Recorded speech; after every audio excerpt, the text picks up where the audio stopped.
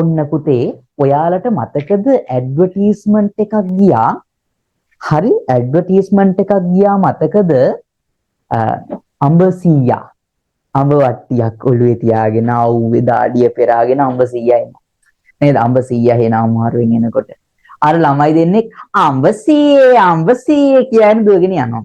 එහෙම ගියාට පස්සේ අඹ 100 අඹ ගෙඩි දෙකක් දෙන්න කිව්වහම අර 100 මේක හරි අමාරුවෙන් බිමින් කියලා අඹ තෝර ඉන්නකොට ඒ ළමයින්ගේ තාත්තා ඇවිල්ලා අහනවා අවුව සැරයි නේද මාමා බොමුද සීතල වතුර වීදුරුවක් අනේ හොඳයි කියලා කියනවා.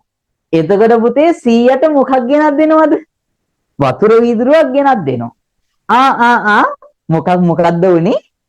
100ට වතුර ගෙනත් දුන්නා. 100ට නෙමෙයි 100ට වතුර දුන්නා.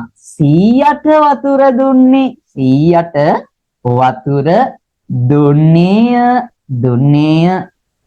හරි 100ට වතුර දුන්නේ කවුරු හරි අපි දාමු මාමා කියලා දානවා. මාමා 100ට නෙවෙයි 100ටනේ 100ට වතුර දුන්නේය. පුතේ මේ වතුර ටික ලැබුවේ කවුද? වතුර ටික ලැබ්බේ කවුද? ලැබෙන්නේ මේ වතුර ටික ලැබුවේ කවුද? 100 නේද? අන්න පුතේ මෙන්න මේ වගේ ක්‍රියාවක ප්‍රතිඵලය ලබන කෙනාට අපි කියන්නේ ප්‍රතිග්‍රාහකයා කියලා.